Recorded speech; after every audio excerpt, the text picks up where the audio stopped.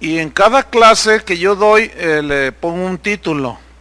Entonces, esta primera clase de historia de la iglesia se titula Los inicios de la iglesia cristiana, o los inicios de la iglesia.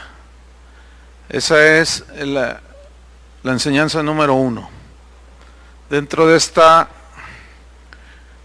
materia, historia de la iglesia.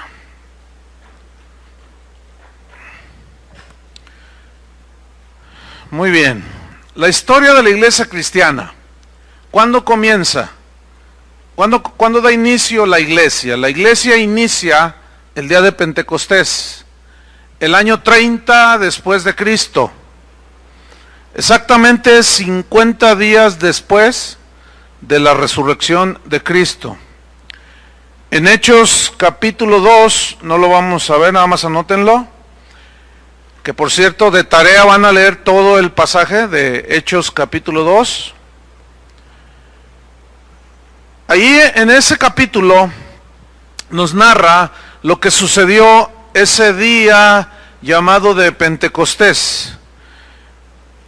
Este suceso que narra Hechos 2 sirvió para que los discípulos, los apóstoles, entendieran que el asunto de la predicación del evangelio, que la encomienda de la iglesia, era un asunto netamente espiritual.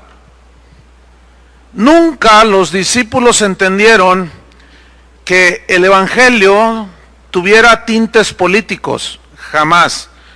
Ni tampoco entendieron que debería de ser predicado por medio de política o por medio de llegar a los puestos políticos. Ellos habían entendido perfectamente lo que Jesús dijo cuando Él habló y dijo: dad al César lo que es del César y a Dios lo que es de Dios. El César es el gobierno y a Dios lo que es de Dios. Entonces ahí, en ese pasaje, Jesús divide de una manera determinante la misión de la iglesia, que es netamente de tipo espiritual. Nada absolutamente que ver con la política. Pero entonces aquí viene una pregunta. ¿Debemos los cristianos tener como meta obtener puestos políticos para gobernar desde allí cristianamente al mundo? La respuesta es no. No, porque si así hubiera sido, Jesús hubiera aceptado todas las insinuaciones que lo querían hacer rey, pero más rey político que espiritual. No, la respuesta es no. Hay una doctrina que ustedes deben de investigar ahí en sus investigaciones. Es una doctrina que está muy de moda, que está muy aceptada en muchas iglesias cristianas, y es la doctrina del dominio. También se conoce como la doctrina del reino ahora, que básicamente consiste, entre algunos de sus desaciertos doctrinales, consiste en hacer creer a la gente de que somos dioses, ¿sí?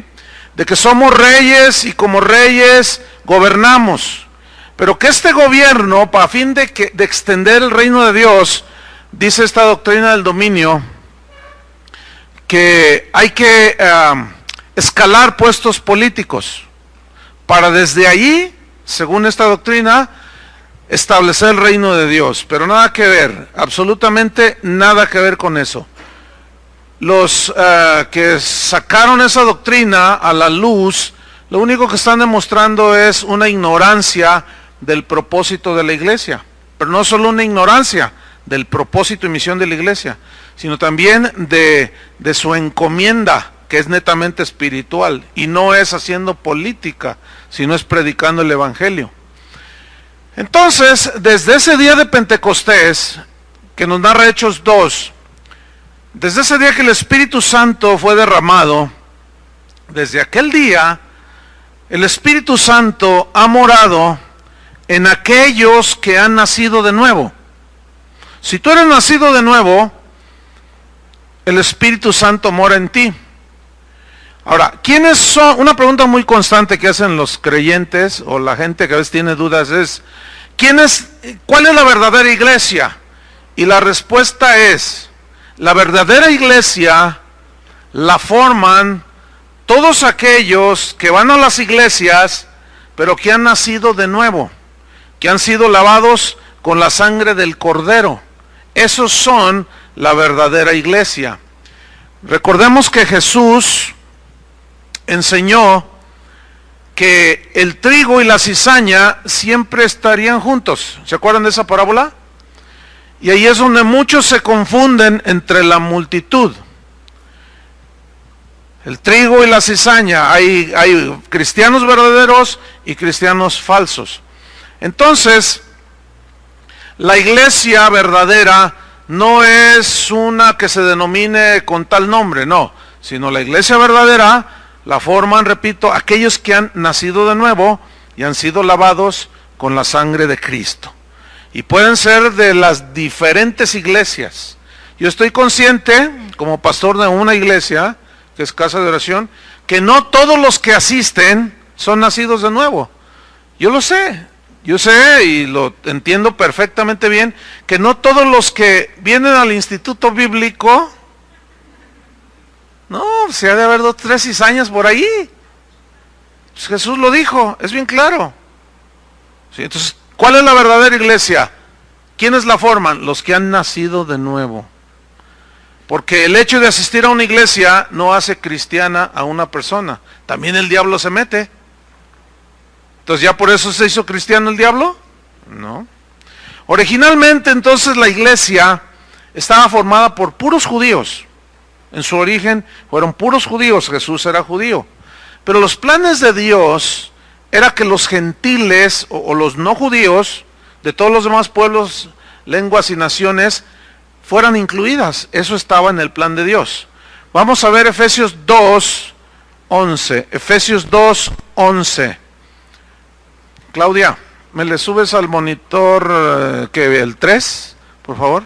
Efesios 2:11 al 15. Efesios 2:11 al 15. Ahí está mejor. Y un poquito afuera, poquitito, para no gritar. Efesios 2:11 al 15. Ahí está. Voy a leer. Ustedes me pueden seguir. No necesariamente abren ahí el texto para irnos un poco más rápido. Pero si son veloces, pues está bien. Efesios 2:11 dice: por tanto, acordaos de que en otro tiempo vosotros, los gentiles, en cuanto a la carne, esos somos nosotros, o sea, no somos judíos de raza, dice, erais llamados incircuncisión, por la llamada circuncisión, o sea, por los judíos, hecha con mano en la carne. O sea, eran judíos, aquellos que nacían, venían de la descendencia de Abraham, eran circuncidados, y esa era una señal de que eran judíos. Versículo 12. En aquel tiempo, hablando de nosotros los no judíos, estabais sin Cristo, alejados de la ciudadanía de Israel y ajenos a los pactos de la promesa, sin esperanza y sin Dios en el mundo. Pero ahora en Cristo Jesús, vosotros que en otro tiempo estabais lejos, habéis sido hechos cercanos. ¿Por qué? Por la sangre de Cristo. Porque Él es nuestra paz, que de ambos pueblos, es decir, judíos y gentiles, hizo un solo pueblo, derribando la pared intermedia de separación, aboliendo en su carne o en su cuerpo las enemistades, la ley de los mandamientos expresados en ordenanzas, para crear en sí mismo de los dos un solo y nuevo hombre, haciendo la paz, y mediante la cruz reconciliar con Dios a ambos, o sea, judíos y gentiles, en un solo cuerpo, matando en ella, o sea, en la cruz, las enemistades. Y vino y anunció las buenas nuevas de paz a vosotros que estabais lejos, o sea, a nosotros los gentiles, y a los que estaban cerca, los judíos. Por medio de Él, porque por medio de Él, o sea, de Jesús, los unos y los otros, judíos y gentiles, tenemos entrada por un mismo espíritu al Padre. ¿Sí? En Pentecostés, todos los que estaban ahí en el aposento eran judíos. Pero aquellos 3,000 que se convirtieron, la mayoría eran gentiles. ¿sí? Y ahí está un mismo espíritu, versículo 19. Así que ya no sois extranjeros ni advenedizos, sino conciudadanos de los santos, y ahora todos los que hemos creído que somos miembros de la familia de Dios. Bueno, eso estaba en el plan de Dios. Y la iglesia la forman entonces judíos y gentiles, pero única y exclusivamente que han sido lavados con la sangre del Cordero. Ahora, en el mensaje de Pedro que dio ahí en Pentecostés, en Hechos 2, en su mensaje, que ustedes van a estudiar ahí en su casa, resaltan 3 doctrinas esenciales en el mensaje del apóstol Pedro. Número 1 es que Jesús es el Mesías Salvador, el que venía en primera instancia a rescatar de sus pecados a su pueblo, pero como ellos lo rechazaron como nación, que estaba también dentro del plan de Dios, Él se volvió a hacer los gentiles. Entonces, ese es el mensaje, el único Salvador entre Dios y los hombres, el único mediador, aquel cuyo nombre es el único que puede ser invocado y nos da salvación, y ese es Jesús. Esa es una de las 3 doctrinas que Pedro, predicó ahí en Pentecostés. La segunda es que es la resurrección de Cristo. Y es que esta doctrina es fundamental, ¿sí?, en la predicación del Evangelio. Porque sin resurrección no hay cristianismo. Sin resurrección de Cristo, el cristianismo es como cualquier otra religión, ¿sí? Y número 3, la tercera doctrina que Pedro predicó ese día fue la segunda venida de Cristo. Ahora, la estrategia principal que usaron los primeros cristianos para llevar a la gente hacia Cristo fue el testimonio personal de cada cristiano. Voy a repetir, o se los voy a poner de otra manera. ¿Cuál fue la estrategia principal que los primeros cristianos usaron para compartir de Cristo y acercar a la gente hacia Dios a través de Cristo? ¿Qué fue?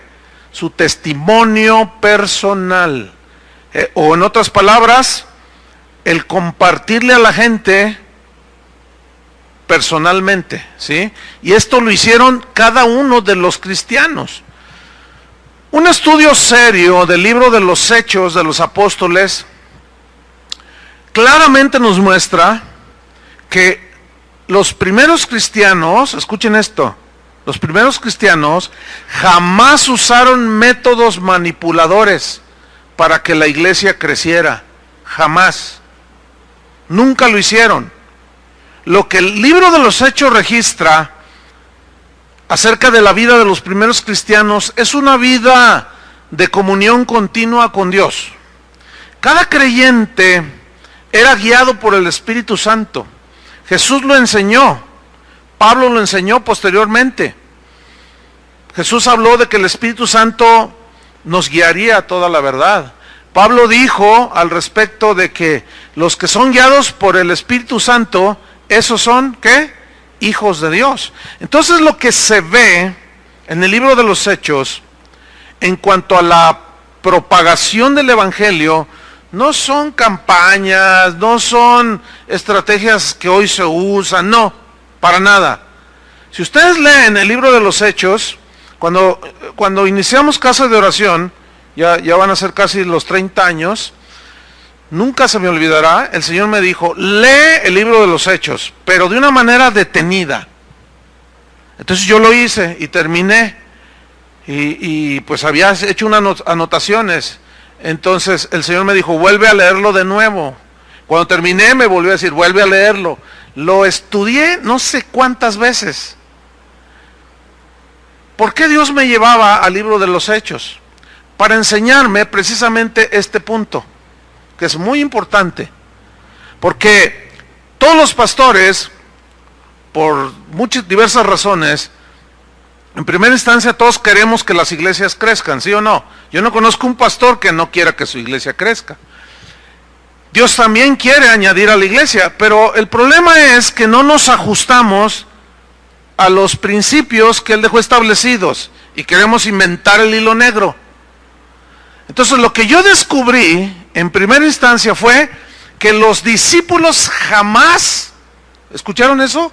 Jamás, y lo comprobé un montón de veces, nunca utilizaron una estrategia planeada. Jamás. ¿Qué hacemos ahora? Justamente eso. ¿Sí? Y se cae en metodologías que rayan en la manipulación. Con tal de jalar gente, se diluye el evangelio. Entonces, no se ve esto.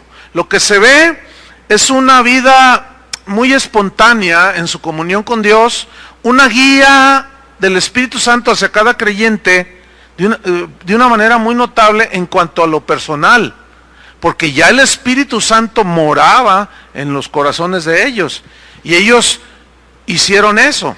Vamos a Hechos capítulo 6, versículo 1 al 7. En este pasaje notamos cómo ellos iban solucionando los asuntos, los problemas, las situaciones que se iban presentando, las iban solucionando a medida que se iban presentando. ¿Sí? Nunca hicieron sus planes, sus asuntos, no. Ellos eran guiados por el Espíritu Santo. Vamos a ver esta frescura en el libro de los Hechos. Dice Hechos 6.1, en aquellos días, como creciera el número de los discípulos, hubo murmuración de los griegos contra los hebreos, de que las viudas de aquellos eran desatendidas en la distribución diaria. Entonces los 12 convocaron a la multitud de los discípulos y dijeron, no es justo que nosotros dejemos la palabra de Dios para servir a las mesas. Buscad pues, hermanos, de entre vosotros a 7 varones de buen testimonio, llenos del Espíritu Santo y de sabiduría, a quienes encarguemos este trabajo. Y miren el versículo 4. Y nosotros, dijeron los apóstoles, persistiremos en la oración y en el ministerio de la palabra. Pongan atención. Los apóstoles, los líderes principales de la iglesia, estaban muy bien entendidos de cuál era su responsabilidad. Su responsabilidad fundamental era buscar a Dios en oración para recibir la guía y la predicación del evangelio, el ministerio de la palabra. Entonces, pues como estaba creciendo la iglesia, se presentó esta situación que de tantos discípulos que había muchas viudas y se empezó a descuidar ese ministerio. Entonces, pues la gente empezó a reclamar, pero los apóstoles no hicieron ese trabajo, sino que la guía del Espíritu Santo para ellos fue, bueno, vamos a escoger hombres llenos del Espíritu Santo que hagan este trabajo y nosotros persistiremos en la oración y en el ministerio de la palabra. Versículo 5, agradó la propuesta a toda la multitud y eligieron a Esteban, varón lleno de fe y del Espíritu Santo, a Felipe, a Prócoro, a Nicanor, a Timón, a Parmenas y a Nicolás, prosélito de Antioquía, a los cuales presentaron ante los apóstoles, quienes orando les impusieron las manos. Y crecía la palabra del Señor, o sea, crecía el mensaje, y significa que se multiplicaba el número de creyentes. Y el número de los discípulos, ¿qué sucedía? Se multiplicaba grandemente en Jerusalén. También muchos de los sacerdotes obedecían a la fe. Hasta este momento, y en todo el libro de los Hechos, repito, nunca se vieron estrategias planeadas de parte de ellos. Cosas raras. Vamos a ganar a Jerusalén para Cristo, porque nunca todo Jerusalén se convirtió. Había un trabajo clave en la vida de los apóstoles. Era medular para que la iglesia se extendiera y que los apóstoles y los pastores de ese tiempo hicieron porque conocían la instrucción bíblica. Y Pablo la plasmó en Efesios 4:11. ¿Cuál es el trabajo medular de un pastor, de un maestro de la Biblia, de un hombre de Dios, de un ministro del Señor? ¿Cuál es el trabajo medular? ¿Organizarles conciertos a las ovejitas? ¿No? ¿Organizarles ahí sus cositas ahí para que se entretengan? No. El trabajo medular aquí está expresado en Efesios 4, versículo 11 al 15. Voy a leer. Dice, y él mismo, o sea Cristo, constituyó a unos apóstoles en primera instancia, a otros profetas, a otros evangelistas, a otros pastores y maestros. Bien, versículo 12. ¿Con qué propósito el Señor constituyó estos 5? Algunos dicen que son 4, que porque pastores y maestros es uno solo, pero sean 4 o 5, los que sean. ¿Cuál fue el propósito por el cual Dios estableció estos oficios y estos ministerios fundamentales en la iglesia? La respuesta está en el versículo 12. Apóstoles, evangelistas, pastores, maestros, etcétera, a fin de que perfeccionar a los santos para la obra del ministerio, para la edificación, o sea, la construcción espiritual, ¿de quién? Del cuerpo de Cristo. ¿Quién es el cuerpo de Cristo? Cada creyente. ¿Sí? Versículo 13. Hasta, esa palabra es muy importante en estos versículos. Hasta, o sea, hay una meta a llegar. Hasta que todos lleguemos a la unidad de la fe y del conocimiento del Hijo de Dios, a un varón perfecto, a la medida de la estatura de la plenitud de Cristo. Otro propósito, para que ya no seamos niños fluctuantes, llevados por doquiera de todo viento de doctrina, por estratagema, engaño de hombres, que para engañar emplean con astucia las artimañas del error, sino que siguiendo la verdad en amor, o sea, las verdades del Evangelio, crezcamos. Ahí está el propósito que tiene cuando Dios llama a alguien para que sea su ministro, su siervo, etcétera. Crezcamos, para crecer, para llevarlos hacia la madurez. Crezcamos en todo en aquel que es la cabeza, esto es Cristo. Entonces, el propósito que Dios tenía y sigue teniendo para los que Él llama al ministerio es para capacitar, perfeccionar a los santos. La palabra perfeccionar viene de un término griego, catartizo, con K y Z, catartizo. Y esta palabra significa, tiene múltiples significados. Entre otros es restaurar, hacer apto a alguien, preparar, capacitar, instruir, ajustar, reparar, entre otros significados. Ahora, perfeccionar a los santos. ¿A cuáles santos? A San Pillín y a San Pascual. No, los santos son los creyentes, ¿no? Entonces, los pastores, los ministros, los maestros, los apóstoles, los evangelistas, están para restaurar, para preparar, para capacitar, para instruir, para ajustar, para dirigir, para guiar. ¿A quiénes? A los santos. Este es el trabajo fundamental. Hace poco me preguntaron, oiga pastor, ¿por qué usted no sale a las calles a predicar?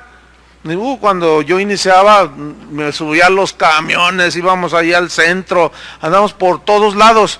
Pero un día Dios me llamó al ministerio y mi trabajo fundamental es capacitar, hacerlos aptos, enseñar, instruir, ajustar, dirigir, disciplinar, perfeccionar a los santos.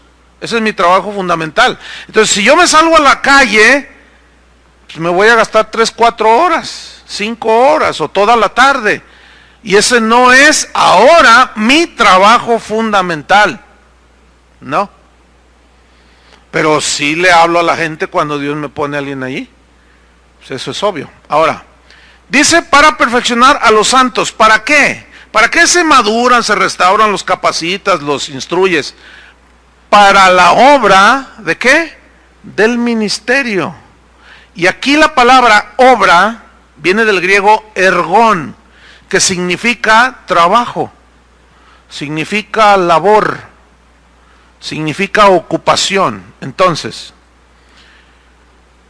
fíjate, los pastores estamos para restaurar, hacer aptos, preparar, instruir, etcétera, etcétera, para el trabajo, para la labor y la ocupación, ¿de qué? Ahí mismo te lo dice el versículo 11, del ministerio. ¿Para quién es el que va a hacer el ministerio? ¿Quién es? Díganlo fuerte. La iglesia somos los creyentes. Entonces, para perfeccionar a los santos, para la obra, para el trabajo, para que ellos hagan el trabajo, la labor, la ocupación del ministerio. La palabra ministerio viene del griego diaconía, que significa servicio, significa ayudar a alguien que necesita, significa socorrer. Y todo esto tiene una connotación netamente espiritual. Yo no puedo hablarles a todos. ¿Me explico? Yo no puedo salir y hablarles a todos. Pero si 50 personas salen o le predican a 50 personas, pues es un trabajo del cuerpo, ¿entienden? Entonces, los primeros discípulos, los apóstoles, entendían perfectamente su trabajo. Y eso es uno de los grandes males del cristianismo del siglo XXI. Los pastores no saben ni qué onda. Piensan que nada más se trata de hacer reuniones, gritar un montón en el micrófono y escupir ahí el micrófono y asustar a la gente con gritos para que digan, ¡ay, qué ungido está! Traerles un cantante, hacerles su show y todo. No, nada que ver, hermanos, nada que ver. Entonces, los primeros ministros, o en este caso los apóstoles, de la incipiente iglesia, ellos cumplieron su trabajo. Y como consecuencia del testimonio personal de cada uno de los creyentes, el Señor añadía a la iglesia cada día los que habían de ser salvos. ¿Quién los añadía? ¿Dios o ellos? ¿Pero en base a qué? A la proclamación del Evangelio. Y como en aquellos tiempos ser cristiano equivalía a firmar tu sentencia de muerte, pues ¿de qué manera lo iban a hacer? Todos los ejemplos que se ven en la Biblia eran testimonios personales, ¿sí? Ahora, cuando estaban en Pentecostés, que había mucha gente allí que se convirtieron 3,000, no fue planeado, ¿verdad que no? Fue planeado por Dios, que eso es diferente. Entonces, nosotros debemos de estar en el lugar en donde estemos, debemos de estar compartiendo el Evangelio. Ahora, les voy a hacer una pregunta que les va a extrañar a muchos de ustedes. La pregunta es esta: ¿saben ustedes por qué existen los seminarios bíblicos? Pues qué pregunta, ¿no? Alguno puede decir, no, pues para prepararse, o quién sabe cuántas cosas se puede, pero va enfocado a esto. ¿Por qué existen los seminarios bíblicos? ¿Saben por qué existen? Porque los pastores no hacemos nuestro trabajo de perfeccionar a los santos. Por eso existen las escuelas bíblicas. Entonces, algunos de ustedes dirán, entonces usted se está contradiciendo. No me estoy contradiciendo. Porque esta escuela bíblica es de casa de oración. O sea, ¿quiénes son los encargados de enseñar a la gente, capacitarla, restaurarla, dirigirla? Nosotros. Pero tenemos que entender bien el trabajo. Les voy a decir algo, no quiero que se ofenda a nadie, porque luego a veces se ofenden. Son de corazón de chocolate. Un poquito de calor y se derriten todos. No se ofenda a nadie por lo que voy a decir. Este instituto bíblico no fue concebido para los que no son de casa de oración. ¿No? O sea, yo no soy responsable de los pastores de la iglesia allá de la Quinta Jerusalén, qué sé yo. Yo no soy responsable de ellos, ¿entienden? A mí Dios no me va a pedir cuentas de los hermanos de la iglesia, el tercer cielo de allá enfrente. No, a mí Dios no me va a pedir cuentas de ellos, pero para nada. A mí Dios y a nosotros, como pastores aquí, Dios nos va a pedir cuentas de la gente que Él envía a esta congregación. Y creo que entendemos cuál es nuestro trabajo, que es capacitar, instruir, dirigir, enseñar, para que ustedes hagan la obra del ministerio. Esta congregación, que va a cumplir casi 30 años, les voy a decir algo. Jamás en su historia hemos hecho una campaña evangelística. ¡Ah! ¡Herejía! No. ¿Cuál herejía? Esa no es herejía. Pero entonces, ¿cómo es que ha crecido? Eso está interesante, ¿no? Porque desde un principio, con los 10 que empecé, los capacité, los instruí junto con mi esposa, para que ellos donde anduvieran, le predicaran a la gente. Y ellos predicaron y el Señor añadía cada día a la iglesia los que habían de ser salvos. ¿Cómo? Por medio de la predicación del evangelio, del testimonio personal. Uno de los grandes males que ha dañado y ha debilitado a la iglesia de hoy es esperar hasta que venga el gran evangelista para llenar el Estadio Jalisco. Y luego todo se trata de que nosotros invitamos un montón de gente para llevarla al estadio. Y no les predicamos nada más. ¿Tienes necesidad de Cristo? ¿Quieres que tu matrimonio se salve? ¿Quieres que tu negocio prospere? Ve allá, mira, va a haber una campaña. Allí tú vas a ser bendecido porque van a orar por todos los fracasados y te van a hacer campeón. Entonces la gente hace su labor a medias. Y eso ha dañado tanto a la iglesia, hermanos, tanto. Entonces, la pregunta pues sí suena extraña, los seminarios, ¿por qué existen los seminarios bíblicos? Miren, si cada congregación, si cada iglesia local se preocupara, cada pastor entendiera que su trabajo es instruir y capacitar a los santos para que ustedes hagan la obra del ministerio, no existirían los seminarios bíblicos a los cuales hay que enviarlos. No existirían. De hecho, había escuelas allí, pero tenían que ver con el judaísmo, no con el cristianismo. Porque cada iglesia, cada pastor instruía a su gente. Pero para fin de que hubiera esa instrucción, tenían que estar instruidos los ministros. Hoy hay ministros que dicen, no, ¿para qué estudia? La letra mata, dicen. Con una ignorancia del tamaño del Estadio Azteca. La letra mata, usted nomás súbase y el Espíritu le dará que hable. Eso no enseña la Biblia, hermanos. Jesús dijo, escudriñan las Escrituras. Pablo dijo, la Escritura es útil para enseñar, para redarguir, para corregir. Nunca digo, párense allí. Y es que confunden un versículo de Mateo, donde Jesús dijo, cuando los persigan y los agarren y los lleven ante los tribunales, no piensen lo que van a decir, porque el Espíritu Santo les va a dar que hablar. Pero no está hablando de la predicación, hermano, está hablando de la defensa. En fin, entonces el asunto es que este instituto no se concibió así. Sin embargo, empezaron a llegar personas. Tampoco les podemos decir que no. Me explico. Porque pues no es lo más óptimo. Pero tampoco les podemos decir que no. Ahora, ¿por qué no es lo más óptimo? ¿Saben por qué? Porque el flojo del pastor no quiere estudiar.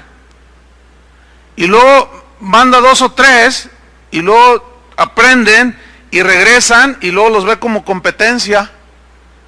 Y luego los empieza a hacer a un lado porque dicen, no hombre, estos me van a tumbar el pastorado. Y los ven ya como peligrosos. Eso, miren, yo estuve en una escuela bíblica que era de la iglesia donde yo estaba. Y empezaron a llegar un montón de estudiantes de todo, llegaron gentes de Canadá, de Estados Unidos, de todo México y algunos de Centroamérica.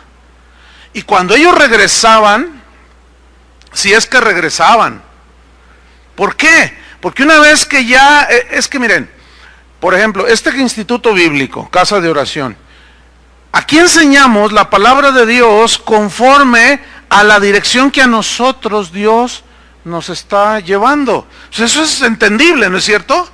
Entonces, si alguno viene de otra iglesia o de otro país, porque aquí ya hay gente de Argentina, de Estados Unidos, de Canadá, de muchos lugares. Yo, miren, cuando me escriben, quiero ir al instituto, yo los desanimo, es en serio. No, ¿a qué vienes? Escúchalo por internet.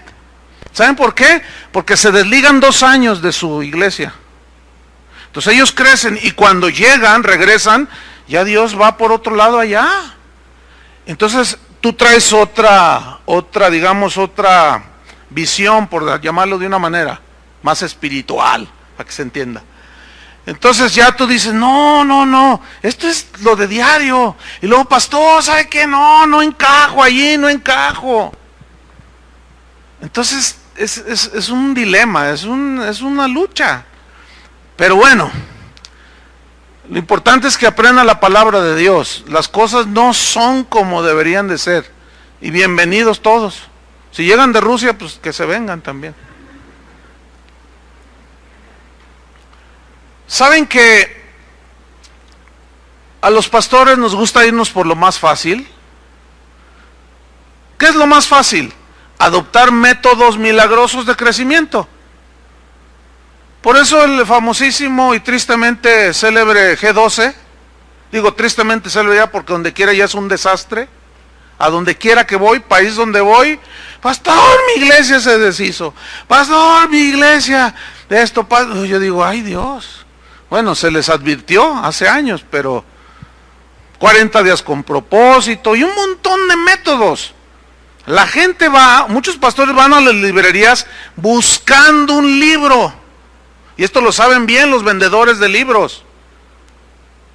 Buscando el método, la manera de hacer crecer la iglesia. Mira, la manera de hacer crecer la iglesia, ponte a estudiar seriamente las escrituras.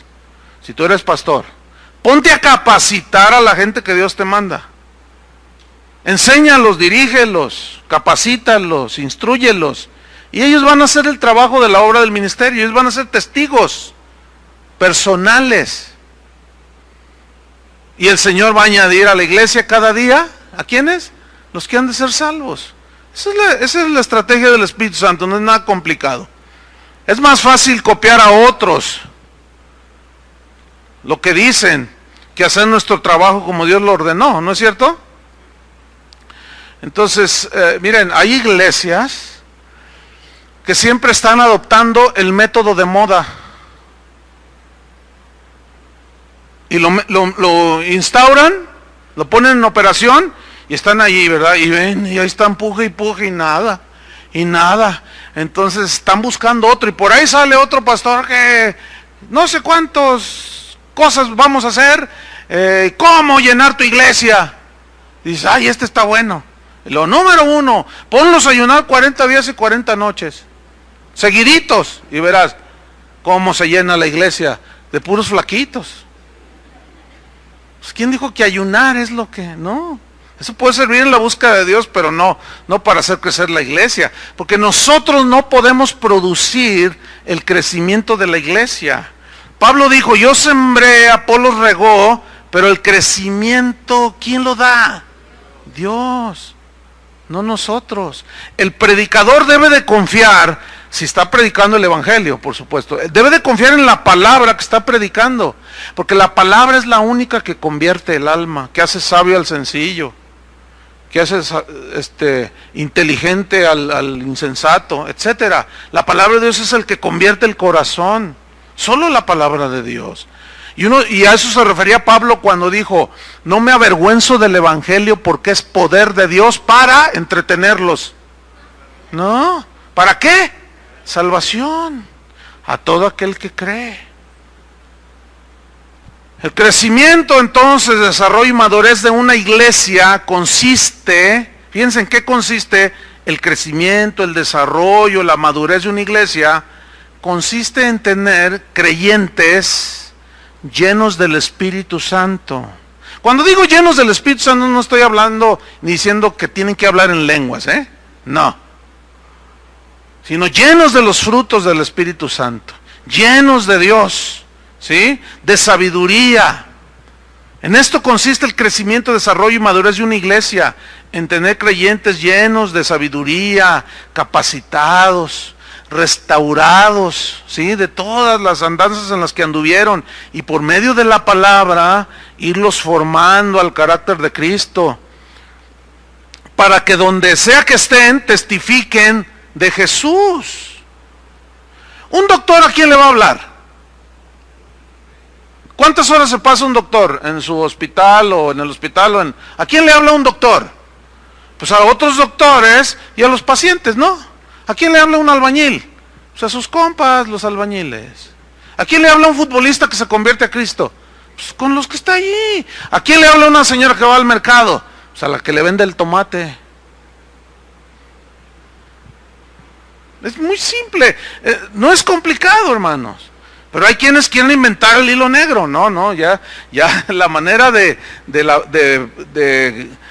desarrollar y de hacer que sea el cuerpo de Cristo es esto. Y así era la primera iglesia. Por eso estoy diciendo los inicios de la iglesia cristiana.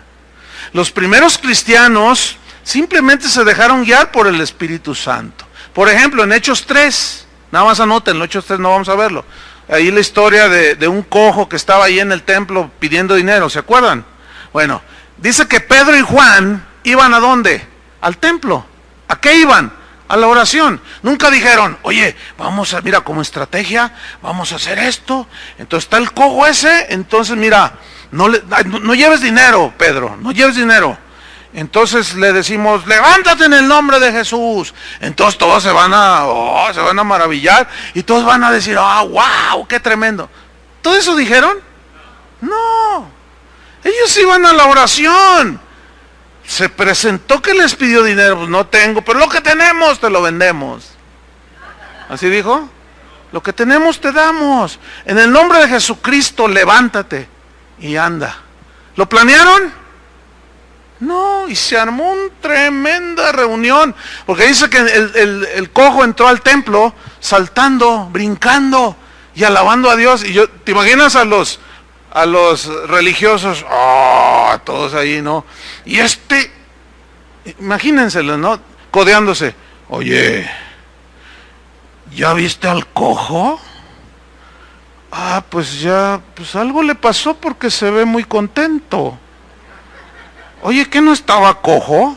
Sí, pues algo le pasó, quién sé qué sería, pero no es para tanto. Sigamos en nuestros rezos comunitarios.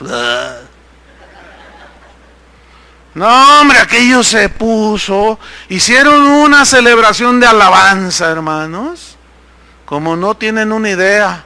Y esto no les checa a los religiosos, ¿entienden? No, en la casa del Señor tienes que estar así muy bien, ¿A dónde entró brincando, saltando y alabando a Dios?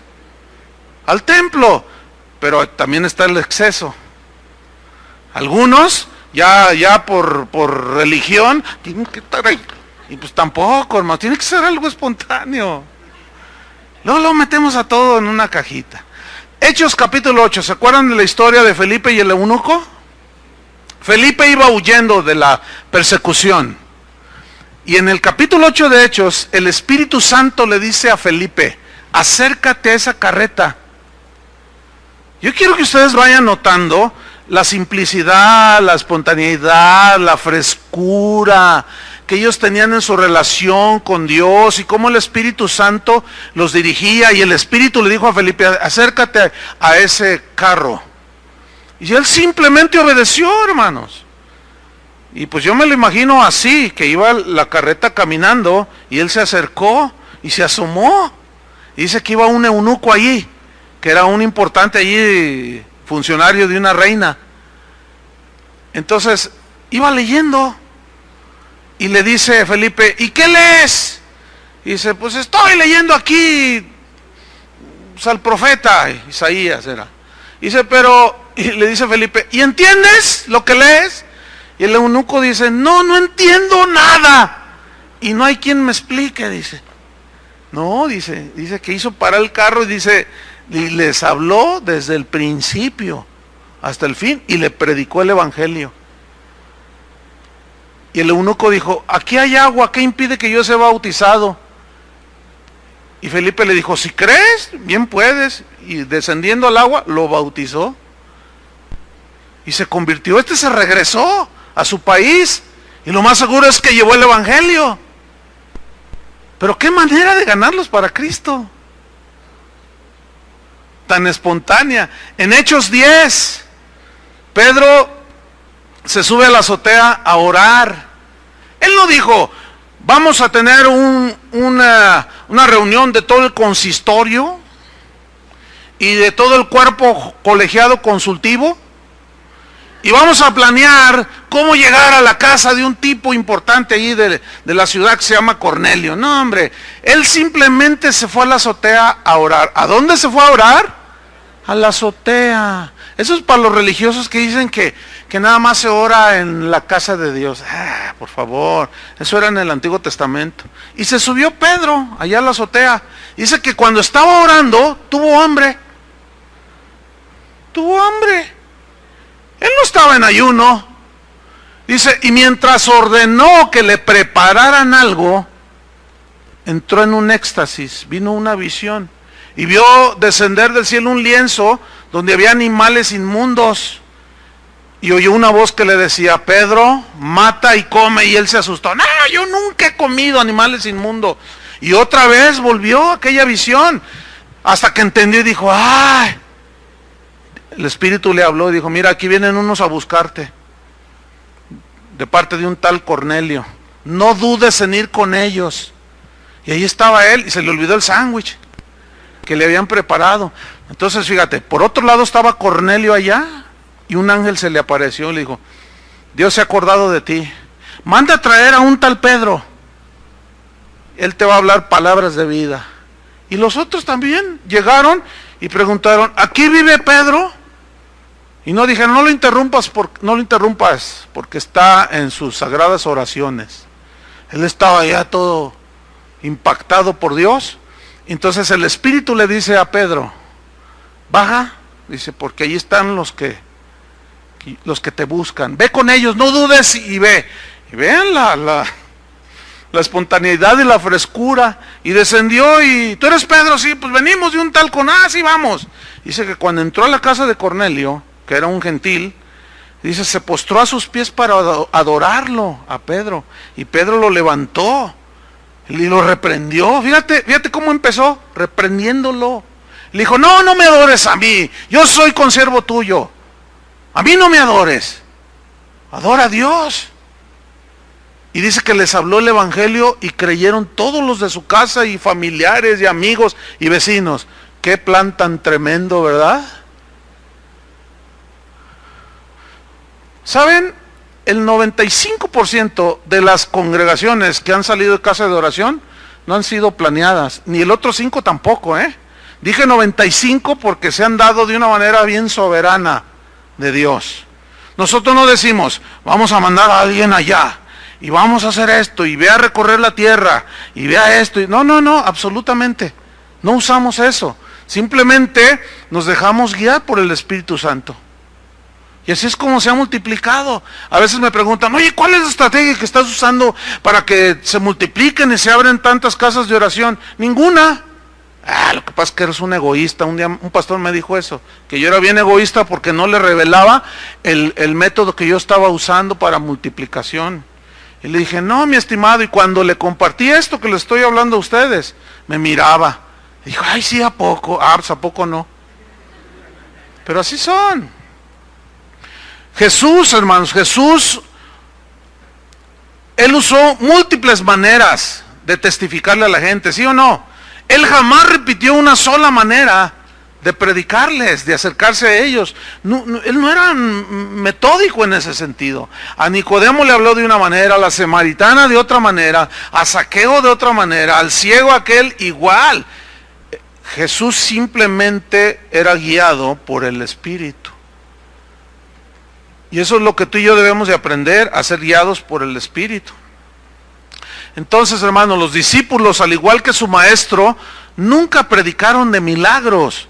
Ellos hacían milagros, ellos predicaban a Cristo, pero los milagros se daban. ¿Por qué? Porque así es como a ellos se les había dicho. En Marcos 16:15, Jesús les dijo: id por todo el mundo y predicad el evangelio a toda criatura. Fíjate, en primera instancia, ¿qué debían hacer? ¿Predicar qué? El evangelio. El que creyere y fuere bautizado será salvo, mas el que no creyere será condenado. Y estas señales que vienen después seguirán a los que creen. En mi nombre echarán fuera demonios, hablarán nuevas lenguas, tomarán en las manos serpientes, si bebieren cosa mortífera no les hará daño, sobre los enfermos pondrán sus manos y sanarán. Ahora fíjate el versículo 20 de Marcos 16. Aquí está el mismo principio, y esto no ha cambiado, hermanos, Dice, y ellos, después de esas órdenes que les dio Jesús, saliendo, predicaron en todas partes. ¿Qué predicaron? ¿Milagros o el evangelio? El evangelio. Y dice, ayudándoles el Señor y confirmando la palabra con las señales que le seguían. Amén. Ahí está. El mensaje es Cristo. Las señales esas vienen después. ¿Qué se hace el día de hoy? Todo lo contrario. Se hacen señales para traerlos a Cristo. Y una vez que ya se salieron con la suya, se van y nunca regresaron a la iglesia. Nunca se convirtieron. Hechos 1:8, que todo el mundo conoce. Pero recibiréis poder previo a Pentecostés. Recibiréis poder cuando haya venido sobre vosotros el Espíritu Santo. Miren, la mayoría, sobre todo los de corte carismático pentecostés o pentecostal, siempre que leen este versículo lo aplican: recibiréis poder para hacer milagros. No, ¿qué dice Hechos 1:8?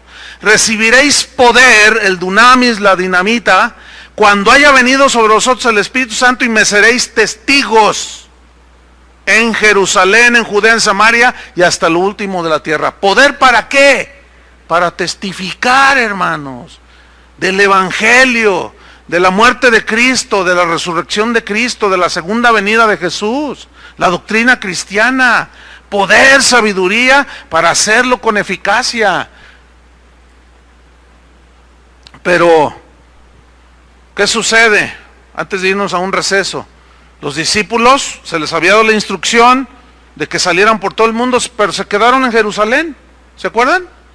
Y dijeron, no, pues aquí nos quedamos, aquí está la cosa muy a gusto. Y de pronto viene el martirio de Esteban, ahí en Hechos capítulo 7. Era aproximadamente el año 35 después de Cristo. Y a partir de entonces se desató una persecución, y así los discípulos fueron esparcidos por todo el mundo. ¿Sí? Se fueron a Asia, África, llegaron hasta el África, llegaron a Europa, todos esos que fueron dispersados. ¿Sabes que una iglesia, Dios la concibió, una iglesia local, para que allí crecieran los cristianos, y Dios en su soberanía, de entre esos cristianos, escoge a algunos para mandarlos como pastores, como misioneros, como maestros, qué sé yo? Y cuando una iglesia no tiene bien entendido esto, les voy a contar una experiencia rápidamente. En la iglesia donde yo crecí, me convertí, donde me congregaba, enseñaban la palabra de Dios. Y los discípulos se multiplicaron. Había una escuela bíblica, había mucha gente que estudiaba. Había tantos dones, tanto talento espiritual, tanto llamado, había tanto poder ahí concentrado, que la verdad sucedían cosas tremendas. Pero al igual que los discípulos de aquel tiempo, nos quedamos todos allí. Pero allí el responsable era el pastor. Y el pastor, en lugar de impulsar el salir y evangelizar a las naciones, o cuando menos aquí en México, o cuando menos aquí en los ranchos alrededor de Jalisco, en lugar de hacer eso, él cometió un gravísimo error. de decirnos, porque a mí me lo dijo inclusive, nunca te vayas de aquí, porque aquí está la gloria de Dios, dijo. Y justo como a los 15 días que nos dijo a mí y a mi esposa que no nos fuéramos, viene el llamado para salir. Y hubo un conflicto allí. ¿Por qué? Porque no quería soltar. ¿Qué permitió el Señor? Que aquella congregación, todavía anda por ahí, dando tumbos, pero aquella congregación sufrió un sacudimiento tal que se dispersaron todos los que estábamos ahí. Posterior a nuestra salida, después salió otro, los pastores, después otro, y después muchos de los estudiantes que se habían graduado, pero que el pastor nunca entendió que debería de soltarlos. Los quería todos ahí metidos para que la iglesia tuviera más renombre. Dios permitió que aquella congregación fuera sacudida y salieron los pastores por todos lados y hoy andan por un montón de lugares porque no entendió. Y esa iglesia hoy es ni fu ni fa, y lo digo con tristeza porque es la iglesia donde yo nací. Si crecí no lo sé, pero ahí estuve. Sí, recibí bendición, por supuesto. Nada más es un dicho. Para terminar esta sesión, viene la persecución. Aparece un joven llamado Saulo, odiaba a los cristianos, y se desencadena la persecución. ¿Sí? Salen los cristianos por todos lados y como consecuencia se desencadenó la expansión del evangelio. En otras palabras, el Señor diciendo, no les dije que me serían testigos en Jerusalén, en Judea, que era la siguiente región, y luego en Samaria y hasta lo último de la tierra. Y todos se quieren quedar en Jerusalén. ¿Y qué si Dios te dice, vete hasta Samaria? ¿Qué vas a hacer? Dios va a permitir algo para que el evangelio corra.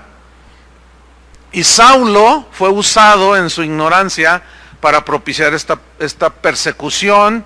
Y bueno, ustedes conocen su historia en Hechos capítulo 8.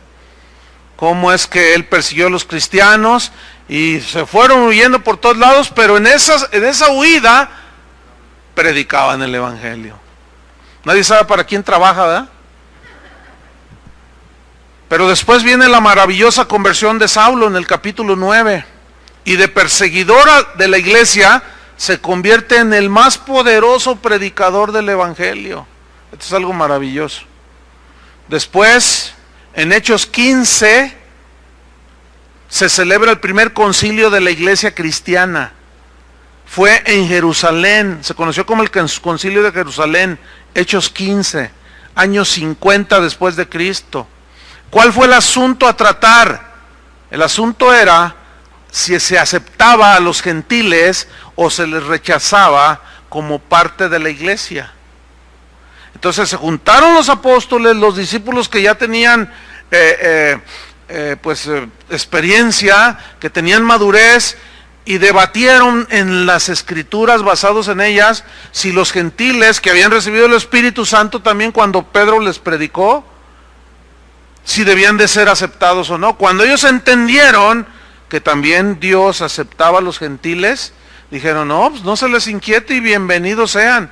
Bueno, esto de hacer concilios para debatir, para llegar a un acuerdo de acuerdo a la Biblia, conforme a la Biblia, esto se ha perdido para desgracia de la iglesia, hermanos. Esto ya no se hace así. Ya hoy, que tal doctrina y se acepta como si fuera de Dios, ya no se juntan los pastores de una ciudad para saber si tal doctrina es de Dios o no, si tiene sustento en la Biblia o no, no, eso ya no se practica, ya no se vive. Por lo tanto, hoy es una anarquía casi total en la iglesia. Por último, hermanos, bueno, vamos a dejarlo aquí.